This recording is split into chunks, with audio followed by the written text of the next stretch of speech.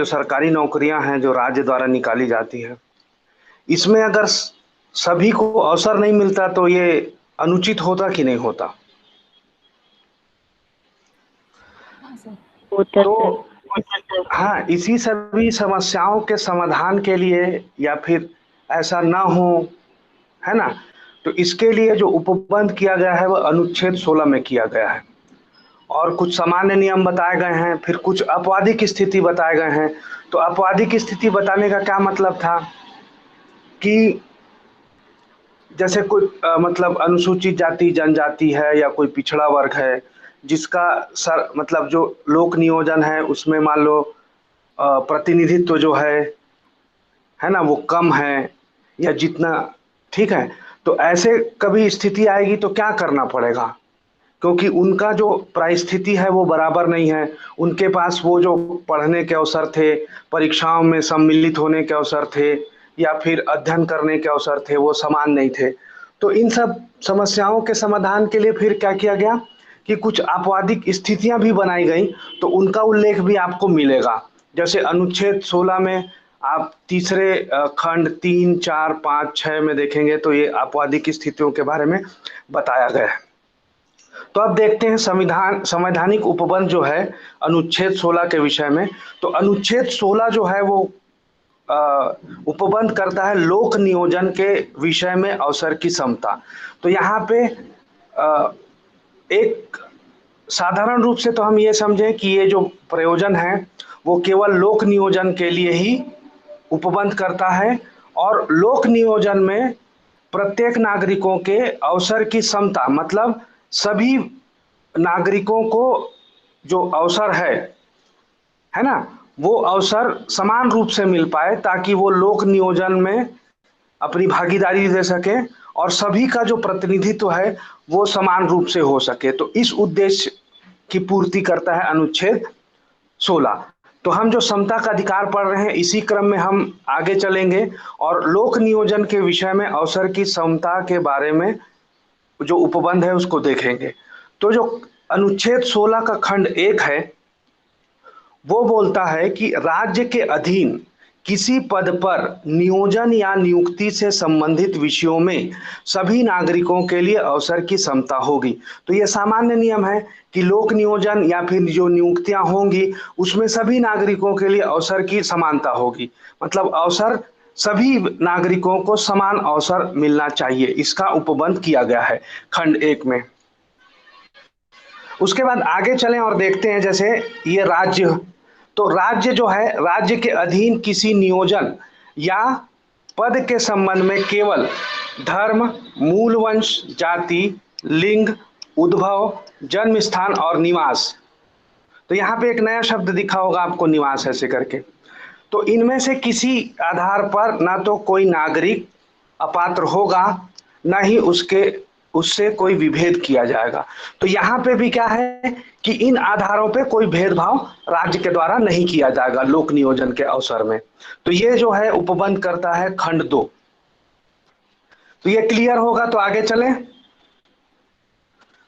तो ये जो विभेद नहीं करने के जो आधार हैं वो याद रखिएगा कि अनुच्छेद 16 के खंड 2 में धर्म, मूल वंश, जाति, लिंग, उद्भव, जन्म स्थान और निवास, ठीक है। तो इनको याद रखिएगा।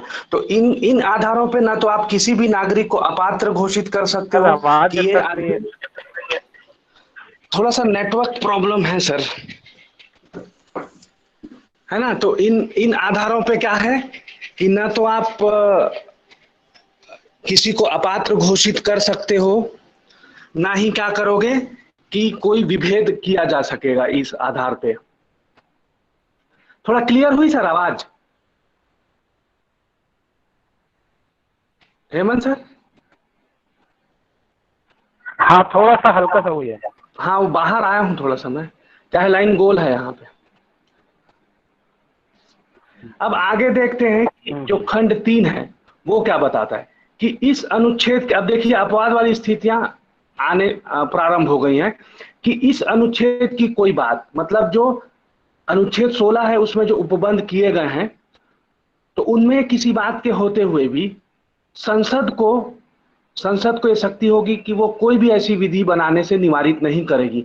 मतलब अनुच्छेद जो 16 है वो निवारित नहीं करेगी संसद को कि किसी राज्य या संघ राज्य क्षेत्र की सरकार के या उसमें से किसी स्थानीय या अन्य प्राधिकारी के अधीन वाले किसी वर्ग या वर्गों के पद पर नियोजन या नियुक्ति के संबंध में ऐसे नियोजन या नियुक्ति से पहले उस राज्य या संघ राज्य क्षेत्र के भीतर निवास विषयक कोई अपेक्षा विहित की जाए। तो यहाँ पे संसद क्या कर सकती है कि कोई ऐसी विधि बना सकती है कि किसी राज्य में, मतलब वहाँ के जो निवास हैं उस मतलब उस राज्य में या संघ राज्य क्षेत्र के वो निवासी हैं नहीं है, इस संबंध में कुछ विधियां बना के, मतलब निवास से संबंधित कुछ अपेक्षाएं जो हैं उनके विषय में विधि का निर्माण कर सकती है। तो कुछ ऐसे विषय होते हैं जिसमें वहाँ के निवासियों को ही प्राथमिकता दी जाती है, आयु संबंधी, या फिर वहाँ का मतलब वहाँ जैसे प्रतिनिधित्व के विषय में है तो वो चाहते हैं कि वहाँ के निवासी ही उस पर ज़्यादा भागीदारी लें। तो ऐसे विषयों पे संसद विधियां बनाएंगी तो वो कि अनुच्छेद 16 के उल्लंघन में शून्य हो जाएंगी, ऐसा नहीं होगा। तो ये जो शक्ति है वो संसद को होगी कि वो ऐसी विधियों का निर्माण कर सकता है। तो ये उपबंध जो है खंड 3 का उपबंध था जो हमने देखा। अब देखिए कि खंड 4 जो है, खंड 4 जो है वो बोलता है कि इस अनुच्छेद की कोई बात राज्य को पिछड़े हुए नागरिकों के किसी वर्ग के जिनका प्रतिनिधित्व राज्य की राय में राज्य के अधीन सेवाओं में पर्याप्त नहीं है। तो यहाँ पे क्या है कि अगर राज्य को ये प्रतीत होता है कि राज्य की जो सेवाएं हैं, राज्य के अधीन जो सेवाएं हैं, उन सेवाओं में किसी वर्ग का अगर प्रतिनिधित्व कम है तो क्या कर सकते हैं कि नियुक्ति या पदों के आरक्षण के लिए उपबंध कर सकती है। और ये जो अनुच्छेद है, अनुच्छेद 16, वो राज्य को निवारित नहीं करेगी, मतलब राज्य के ऊपर प्रतिबंध नहीं लगाएगी कि वो ऐसे नियम या ऐसी विधियां जो हैं उनका निर्माण न कर पाए। तो राज्य को ये शक्ति होगी अनुच्छेद 16 में किसी बात के होते हुए भी कि वो अगर राज्य को ये प्रतीत होता है कि उसके अधीन जो सेवाएं हैं उनमें किसी वर्ग का, नागरिकों के किसी वर्ग का जो है वो क्या है, प्रतिनिधित्व कम है, तो नियुक्तियों में या पदों जो पद सृजित हुए हैं उनमें आरक्षण देना है, तो उनके लिए राज्य जो है वो उपबंध कर सकता है ऐसे करके। अब ऐसे ही अगले क्रम में चलते हैं खंड 4 का।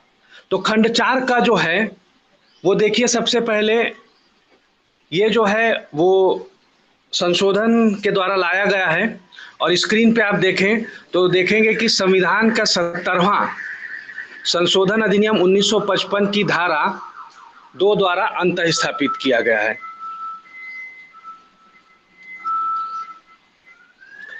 तो देखिए कि इस अनुच्छेद की कोई बात राज्य को अनुसूचित जातियों और अनुसूचित जनजातियों के पक्ष में, मतलब एसटी एससी के लिए जिनका प्रतिनिधित्व राज्य की आय में, तो जो चीज आपने 4 में देखी थी कि जो एक वर्ग था नागरिकों का जिनका प्रतिनिधित्व राज्य को प्रतीत होता था कि कम है, तो वैसे ही क्या कर सकते हैं कि अनुसूचित जाति और अनुसूचित जनजातियों के लिए, तो उनको राज्य को अगर ये लगता है कि इनका राज्य सेवाओं में प्रतिनिधित्व जो है वो पर्याप्त नहीं है, तो राज्य के अधीन सेवाओं के लिए, और ये देखिए जो संशोधन है कि किसी वर्ग या वर्गों के पदों पर पारिणामिक ज्येष्ठता सहित प्रोन्नति के लिए, मतलब जो प्रमोशन है वरिष्ठता क्रम के लिए, तो उसके लिए मतलब जो क्या बोलना चाहिए, जो प्रोन्नति होता है, ठीक है, प्रमोशन के लिए, तो ये वाला जो क्लॉज है वो जोड़ा गया था संविधान के 25वें संशोधन अधिनियम 2001 की धारा 2 द्वारा। तो ये 17/6/1995 से कुछ शब्दों के स्थान पर प्रतिस्थापित किया गया है। तो आरक्षण के लिए उपबंध करने से निवारित नहीं करेगी। तो यहाँ पे भी क्या है कि एसटी एससी के लिए अगर उनका प्रतिनिधित्व राज्य की सेवाओं में कम है और राज्य को ये प्रतीत होता है कि उनका प्रतिनिधित्व कम है, तो उनके या उसके किसी वर्ग के लिए, ठीक है, उनके प्रमोशन के लिए, अगर रिजर्वेशन के लिए अगर कोई प्रोविजन लाना चाहता है स्टेट तो वो ला सकता है, और अनुच्छेद 16 जो है उसके जो प्रावधान है वो बाधक नहीं बनेंगे या राज्य की इस संबंध में शक्तियों को कम नहीं करेंगी। मतलब ये जो है, जो अनुच्छेद 16 का उपबंध है वो क्या है, नहीं रोकेगा ऐसे करके। अब अगला देखते हैं 4ख। तो इस अनुच्छेद की कोई बात जो है, राज्य को किसी वर्ष में किन्हीं न भरी गई ऐसी रिक्तियों के बारे में। तो यहाँ पे देखिए जो बैकलॉग वाला जो प्रावधान आता है ना, उनके संबंध में है, रिजर्वेशन करने से उनके बारे में बताता है कि रिक्तियां जो खंड 4 और खंड 4 क के अधीन किए गए आरक्षण के लिए किसी उपबंध के अनुसार उस वर्ष में भरी जाने के लिए आरक्षित थी, किसी उत्तरवर्ती वर्ष या वर्षों में भरे जाने के लिए पृथक वर्ग की रिक्तियों के रूप में विचार करने से निवारित नहीं करेगी। तो जो जो पद है जो भरा नहीं गया है, या पिछला जो पद, पिछले वर्ष का जो पद था, वो अगला नियुक्ति जब आता है तो उसमें क्या कर सकते हैं कि उनको अलग से ही रखा जाएगा, है ना। और क्या है, ऐसे वर्ग की रिक्तियों जो है उस पर वर्ष की रिक्तियों के साथ उसमें वे भरी जा रही हैं, उस वर्ष की रिक्तियों की कुछ संख्या के संबंध में 50% आरक्षण की अधिकतम सीमा का अवधारण करने के लिए विचार नहीं किया जाएगा। तो अब इसमें ऐसी बात है कि जैसे मान लो, आप उदाहरण से समझें कि इस वर्ष मान लो, पिछले वर्ष क्या था कि 10 पोस्ट निकली थी, जिसमें से 5 पोस्ट नहीं भरी गई ST SC के लिए। अब उसके बाद दूसरे वर्ष, मतलब इस वर्ष क्या हुआ कि फिर 10 नया पोस्ट सृजित हुआ था, और उसमें क्या है कि ST SC मिला के 5 पोस्ट दिया गया है, और बैकलॉग वाला जो है वो 5 पोस्ट है। तो अब आप ऐसा नहीं बोल सकते कि कुल 15 पद हैं, उसमें से 10 पद जो है ST SC के लिए आरक्षित हैं, तो ये 50% के आरक्षण से अधिक हो रहा है, ऐसा करके। ठीक है, तो ये जो खंड 4ख है वो इस बारे में बताता है। अब देखिए खंड 5 जो है, तो इस अनुच्छेद की कोई बात किसी ऐसी विधि में प्रवर्तन का प्रभाव नहीं डालेगी जो यह उपबंध करती है कि किसी धार्मिक या सांप्रदायिक संस्था के कार्यकलाप से संबंधित कोई पदधारी या उसके शासी निकाय का कोई सदस्य किसी विशिष्ट धर्म का मानने वाला या विशिष्ट संप्रदाय का ही हो। तो मतलब अब आप जैसे उदाहरण के लिए मैं समझाऊं कि जैसे मान लो काजी की नियुक्ति का प्रबंध जो है, उपबंध जो है, वो राज्य करता है। तो अब आप बोले कि नहीं नहीं, काजी की नियुक्ति हो रही है तो हमको भी बनना है, लेकिन आप क्या है, आप हिंदू धर्म के हो, तो यहाँ पे आप बोलोगे कि अनुच्छेद 16 का उल्लंघन हो रहा है। तो ऐसा नहीं होगा कि यहाँ क्या है, विशेष धार्मिक या सांप्रदायिक संस्था है, तो उसमें उसी धर्म का कोई व्यक्ति या उसी धर्म का कोई जो ज्ञाता है जो विशेष अहर्ता रखता हो वो ही जाएगा। अब कोई मुसलमान है, वो ये नहीं बोल सकता है कि किसी मान लो धार्मिक पीठ में वो पीठाधीश बने या ऐसा। तो ये क्या है कि यहाँ पे विशिष्ट संप्रदाय का ही हो या मानने वाला हो या विशिष्ट धर्म का ही हो, तो ऐसा उपबंध किया जा सकता है। तो इसके बारे में ये उपबंध करता है। अब उसके बाद देखें खंड 6 जो है, तो खंड 6 जो है वो सबसे पहले देखिए कि कहाँ से आया। तो ये संविधान के 103वें संशोधन जो है 2019 में जो हुआ था, उसकी धारा 3, तो ये 14/1/2019 से अंत स्थापित किया गया है। अब यहाँ पे देखिए कि ये उपबंध करता है कि इस अनुच्छेद की कोई बात राज्य को खंड 4 में उल्लिखित वर्गों से भिन्न नागरिकों के आर्थिक रूप से दुर्बल किन्हीं वर्गों के पक्ष में नियुक्तियां और पदों के विद्यमान आरक्षण के अतिरिक्त तथा प्रत्येक प्रवर्ग में पदों के अधिकतम 10% के अध्ययन आरक्षण के लिए कोई उपबंध करने से निवारित नहीं करेगी। तो ये आप देखिए 10% का है ना, तो ये रहेगा और ये अतिरिक्त रहेगा। ठीक है, तो ये क्लियर होगा। EWS वाली जो बात चल रही थी अभी, जो आया हुआ है कि 10% जो है सामान्य वर्ग में जो आते हैं और आर्थिक रूप से जो दुर्बल वर्ग हैं, तो उनके लिए उपबंध करेगा। तो इस बारे में उपबंध करता है। और इसको ये ध्यान दीजिएगा आप कि ये 103वें संशोधन से लाया गया है 2019 से। तो इस प्रकार जो ये आपका संवैधानिक उपबंध है अनुच्छेद 16 के बारे में, वो समाप्त होता है।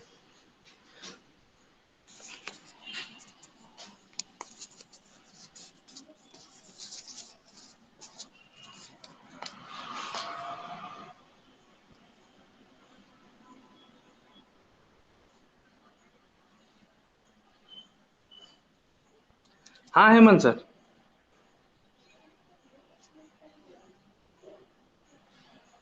हाँ सर, थोड़ा और इसमें चर्चा कर लिया जाए, पहले वाले में लोक नियोजन वाली चीजों को जो सर बताए उसी पे। ठीक है, जो आपका अनुच्छेद 16 है, एक आप सामान्य परिचय के तौर पर थोड़ा मैं इसको बता देता हूँ आपको कि जो लोक नियोजन के अवसर की समानता की बात कहता है तो इसमें आपके कुल कितने उपबंध है, जो उपखंड है, जो कितने तो कुल थे। इसमें जो आपका पहला दूसरा, ठीक है, जो पहला और दूसरा है वह क्या है, अवसर की समानता, इस संबंध में नियम का प्रतिपादन करता है। जिस प्रकार हम लोग 15 में पढ़े ना, 15 एक समान सिद्धांत था किसका, विभेद को रोकने के लिए। उसी तरह ये है कि इसमें क्या बताया गया है आपका कि एक के तहत बोला है कि राज्य किसी मत का नियोजन या नियुक्ति से संबंधित विषय में सभी नागरिकों के लिए अवसर की समानता होगी। यहाँ जो नागरिक होंगे उनको क्या मिलेगा, अवसर की समानता प्रदान की जा रही है। तो उनको, और उसके बाद जो दूसरा क्लॉज है वो क्या कहता है कि धर्म, मूल्यवान, लिंग, उद्भव, जन्म स्थान एवं निवास के आधार पर नागरिकों के साथ कोई विभेद नहीं किया जाएगा। तो ये आपका क्या सामान्य नियम के तहत समझ आता है कि आप इन चीजों को, कि जो समान स्थिति वाले व्यक्ति हैं तो उनको समान रूप से नियोजन के अवसर प्रदान करने के हकदार हैं। ठीक है, जैसे माना जाए नेटवर्क इशू हो गया,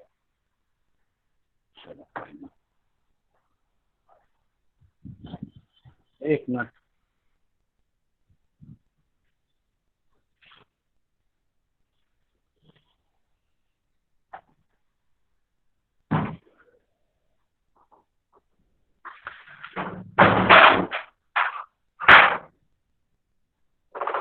अब आएगी क्या?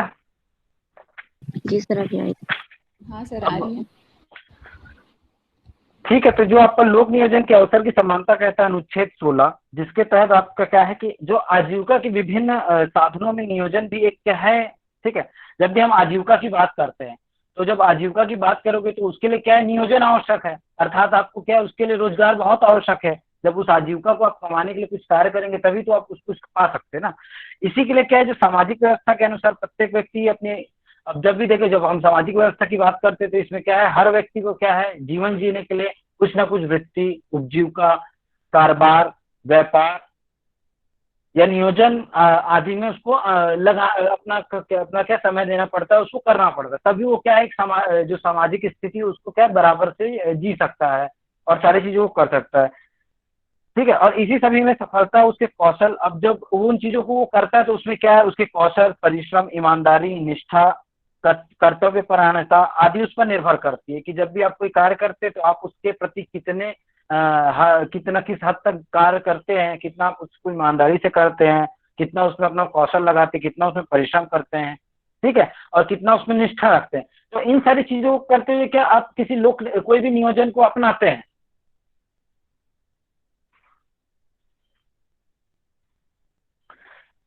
तो अब जब भी हम देखें, जब इन तत्वों की बात करते हैं कि आपको कोई नियोजन में इन सारी चीजों की जो संलग्नता होती है, तो उसमें एक जो आपका प्रश्न होता है कि क्या है, कि क्या इन नियोजनों में आपको अवसर की समानता मिली है, क्या आपको इन सारी चीजों में समानता मिली है। क्या कोई एक व्यक्ति है, ठीक है, क्या उसको क्या धर्म, जाति, लिंग के आधार पे किसी भी जो वृत्ति, उपजीविका, कारोबार को करने, ये जो पेशा है, ठीक है, उससे उसको रोका जाता है या उसको विभेद किया जाता है। तो इन सारी चीजों को क्या अनुच्छेद 16 के तहत क्या निर्बंध लगाया गया है कि हाँ, कि आप लोक नियोजन की चीजें हैं तो उसमें आपको क्या मिलेगी, अवसर की समानता प्रदान की जाएगी।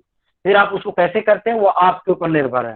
पहले लेकिन आपको ये बता दिया गया है कि आप कभी भी जब लोक नियोजन की बात होगी, ठीक है, कभी भी जब रोजगार की बात होगी, तो उसमें जितने भी व्यक्ति उनके उनके जाति, धर्म, लिंग के आधार पे कोई भी विभेद नहीं किया जाएगा।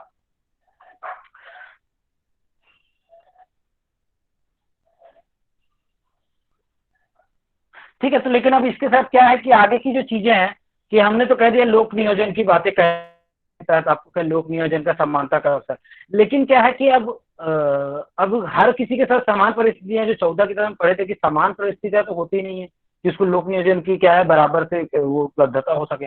तो उन्हीं परिस्थितियों को दूर करने के लिए जो आपके जो आगे के क्लॉज है 16, 3, 4, 5, 6, तो इनको ऐड किया गया है, जिसके तहत क्या है, एक असमान परिस्थिति में जो व्यक्ति है उसको क्या है, एक समान परिस्थिति उपलब्ध कराई जा सके। तो आपका जो 16 1 और 2 को पढ़ेंगे तो ये नियम के तहत बताता है, और बाकी जो इसके 3 4 5 है 6 है ये सब इसके अपवाद स्वरूप है। तो जैसे हम तीसरा को एक बार पढ़ना देखते हैं कि तीसरे जो आपका पहला दूसरा हो गया, तो तीसरा क्या, इस अनुच्छेद की कोई बात संसद को कोई ऐसी विधि बनाने से निवारित नहीं करेगी जो किसी राज्य या संघ राज्य क्षेत्र की सरकार के या उसमें से किसी स्थानीय या अन्य प्राधिकारी। अर्थात ये क्या बोल रहा है कि इस अनुच्छेद की कोई बात किसी राज्य के संबंध में, जो चारों बातें आ गई ना आपकी, किसी राज्य संघ क्षेत्र उसकी सरकार, स्थानीय और अन्य प्राधिकारी के अधीन वाले किसी वर्ग या वर्गों के पद पर नियोजन या नियुक्ति के संबंध में, ऐसे नियोजन या नियुक्ति से पहले उस राज्य या संघ राज्य के भीतर निवास विषय कोई अपेक्षा विहित करती है।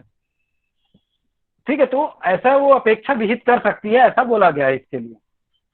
फिर आपको जो 4 और 5 है इसमें भी क्या है, जो पिछड़े वर्ग है उनको क्या संरक्षण या आरक्षण देने की बात कहता है।